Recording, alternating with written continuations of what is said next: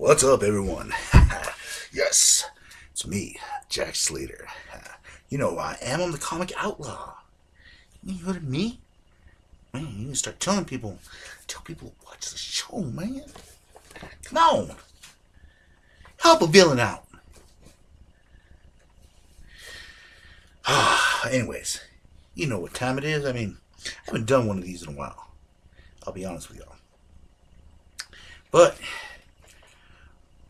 check it out. Stone Cold. This is a 4-disc set I got a long time ago. And I just rewatched it recently. And we all know Stone Cold Steve Austin. He started out back in the day, in Texas. Became Stunning Steve Austin. Had a decent run in the WCW, I think. Member of the Dangerous Alliance. Paul Heyman's group, which was awesome. It had Rick Rude, Arn Anderson, to name a few. Steve was an up-and-comer. He was a member of the Hollywood Blondes, which I think is a totally underrated team. It was with Brian Pillman. They had a lot of great matches. The feud with the Horseman was excellent. He had some time in ECW. Of course, kind of like the superstar coming in, just crapping on everything. Just kind of... He did a lot of funny stuff, making fun of WCW. And then he was moved up to WWE, and everyone knows the story, from Ringmaster to Stone Cold Steve Austin. Yeah. So, join me in my sense of villainy as we go on our little quest to find out who is Stone Cold Steve Austin. Don't you just love it? Ooh, there it is right there. And as you guys know, we have to have the ring before we proceed.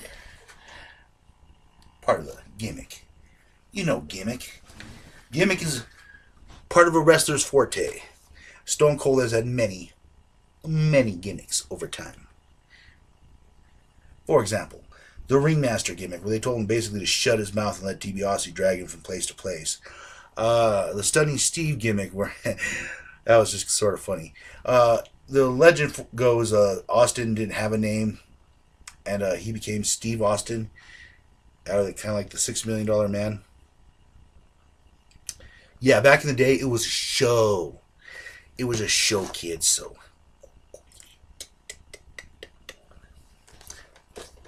Because I don't get paid to explain it. Well, actually, I don't get paid a damn thing.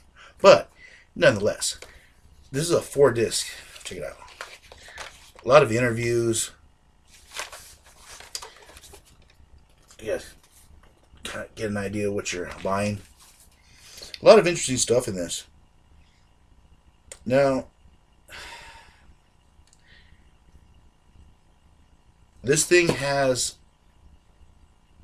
This was made like right after the controversy of Stone Cold leaving, because he left very abruptly because of his injuries. He was supposed to put over Brock Lesnar. He didn't feel like he was promoted enough.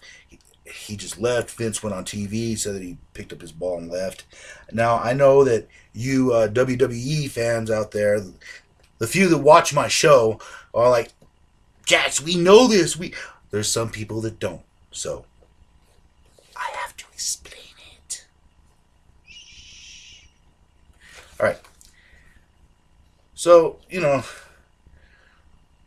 it kind of cuts a lot of stuff out. Now, through his career, it has a lot of the WWE stuff, or WWF. We're not supposed to say that now, but back then it was WWF, and now it's WWE. So, it cuts out a lot of the WCW stuff, the ECW stuff. It just mainly focuses on the Attitude Era. And if you love the Attitude Era, that's cool. If that's the only thing that you remember Stone Cold Steve Austin ever doing, it's awesome. Really cool. Really worth watching, if that's what you're into. But there's so many discs now on the Monday Night Wars and what happened on Monday night. They've actually kind of done it to death, And this is great.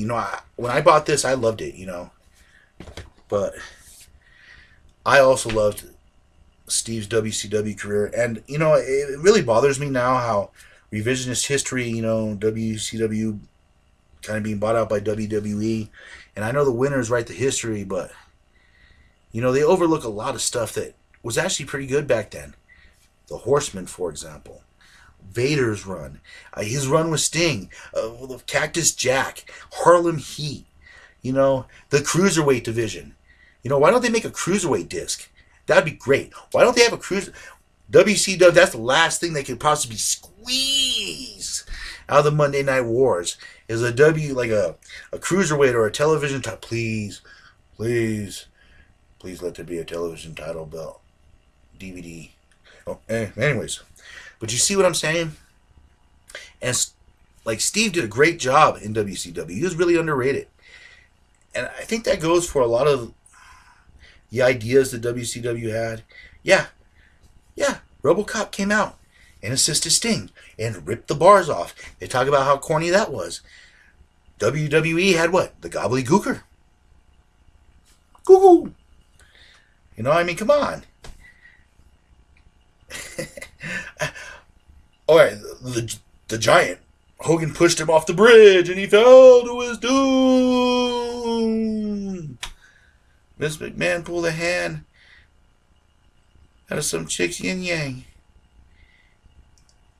It's supposed to be Mark Henry's baby.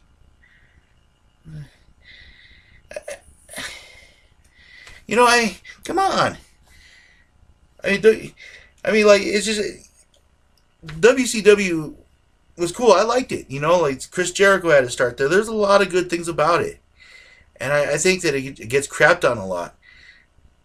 And for God's sake, Razor Ramon and the 1-2-3 Kid had a diaper match in WWE.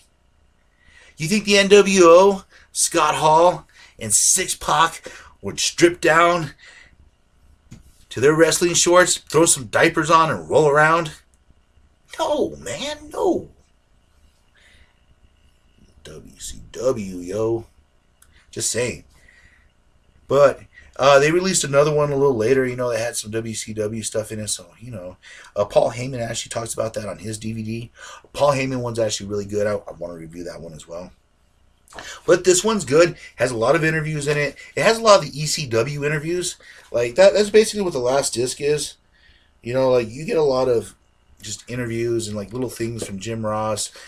Just, like, kind of like the big interviews, the stuff where they had a lot of laughs, the beer truck, of course.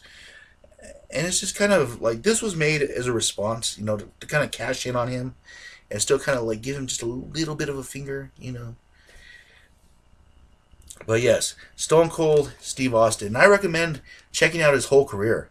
I mean, it's kind of sad that people just cap off Stone Cold with the Attitude Era, and then later on, and he's great at doing interviews. I love his podcasts. The man does a damn good interview. But his WCW career was kind of cool, worth checking out. I mean, the Dangerous Alliance stuff alone, it's just great. You see a young Paul Heyman, big ballin' and shot calling, Arn Anderson in his prime, ravishing Rick Rude. I mean, Medusa, it had it all. It's really worth checking out. His run with the Hollywood Blondes. I remember being a little kid, okay, and doing. Come on, man. But yeah, Stone Cold Steve Austin. If you ever see this, I recommend buying it. If you're a fan of the Attitude Era, it's fun for that. Don't let all my brouhaha about WCW sway from this disc. It's a good buy. It's fun. It takes you kind of on the whole journey, the Monday Night Wars journey of Stone Cold Steve Austin. Very cool. You can tell it's well loved. I've had it for a long time. And, it's just nice to sit down and talk about good old Stone Cold Steve Austin. Oh, yeah. And just so you know, this guy is not Bill Goldberg. So, and let's see what else. Of course, what can you say about the man who sold the most merchandise? Who has broke almost every record in attendance.